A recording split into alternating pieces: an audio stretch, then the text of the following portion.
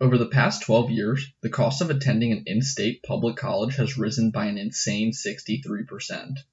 Going to college has not been a cheap experience for a long time, but these recent hikes in tuition are making the cost of getting that degree so high that it can have a huge impact on your financial future. Even so, in many parts of the United States, there is still a huge amount of pressure put on high school students to go to college regardless of what they want to do with their lives. The decision to attend or not to attend college is more complex than ever given the massive amount of money now required to get that degree. To add on to it, everyone is in a different financial situation regarding help from their family, scholarships, financial aid, and earning potential with and without that degree. These are just a few of the factors that make this decision so difficult. In this video, we're going to try to break down some things to consider from a financial perspective if you're thinking about going to college. If you're liking the content, please take the time to like the video, comment with your thoughts below, and subscribe with notifications on. All of these actions help the YouTube algorithm promote the channel and spread the message of financial education. Now, in order to really get a picture of the cost of getting a bachelor's degree, there are two main components that we are going to have to look at: the cost to attend college and the foregone income from attending college. These numbers will change greatly depending on the individual. By using averages and some assumptions to simplify, we can get a general sense of the financial trade-off. According to US News, for the most recent school year, the cost of attending a private school was about $41,000 per year.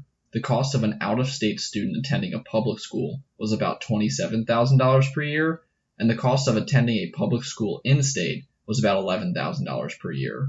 Multiply these numbers by the average of 4 years for a student to finish their degree, and now we have a total cost of attendance of $164,000 for the private school, $108,000 for the out-of-state public school, and $44,000 for the in-state public school. Before we move on, we can already draw the conclusion that the cost of a college degree will vary widely depending on which school you go to, but no matter where you go, all colleges are going to cost you a significant chunk of money. Now, if we assume that the same student who went to one of these schools decided to not go to college and just get a job after high school, on average, they would make $35,000 a year without that degree. If you factor in this $140,000 in lost income over those 4 years to the cost of attending these schools, the picture looks pretty grim. In the most expensive scenario, going to college could prove to be just over a $300,000 difference over just those 4 years.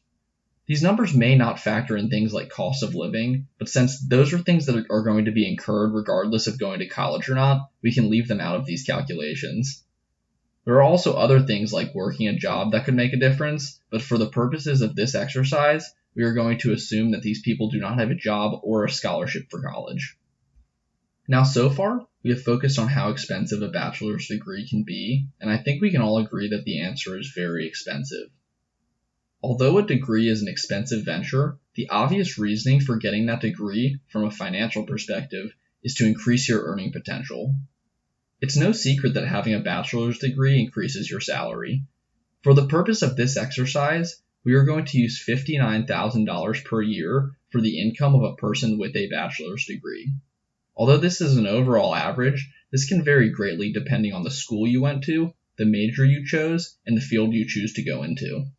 This $59,000 figure is $24,000 higher than the average salary of someone who only got a high school degree, which means that in order to overcome the money spent and earnings lost from getting a college degree, you would have to divide the total cost of attendance figure that we had calculated earlier by this difference in income.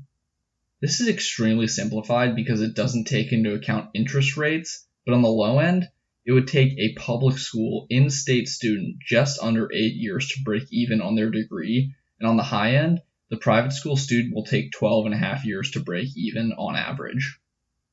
Many people will argue that in the long run you will be better off financially with a college degree, and that is true for many college graduates, but an investment with an 8 to 12 year break-even point should not be taken lightly. Before you make the decision to take out loans to pursue a degree, you should think hard about whether you need that degree to do what you want to do, and whether college is personally worth it for you. The answer to this will be different for everyone, but it's better to think of these decisions on a personal basis rather than just jump into college because people told you that it was a good idea. Beyond the financial implications of going to college for your bachelor's degree, there are also a lot of other reasons that people make the choice to go to college. For starters, it is typically a very fun and exciting experience where you can expand your horizon and find out who you want to be in your life. Beyond that, there are also some career paths that simply require a college degree. If you want to be a doctor, there's no realistic way to make that happen without going to college. If your passion requires a degree, then you need to make this decision with more than just financials in mind.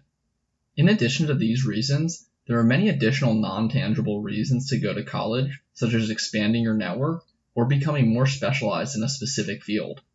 By becoming more specialized, you are likely positioning yourself to have more job security because of that specialization.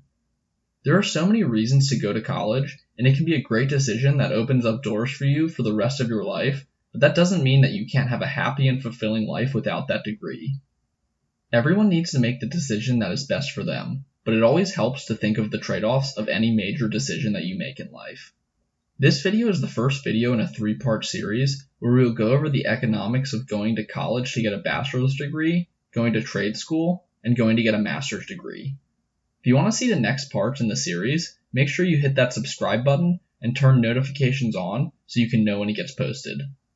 Once again, if you enjoyed the content, don't forget to hit that like button to help support the channel's message of financial education. Thanks for tuning into the Money Minute.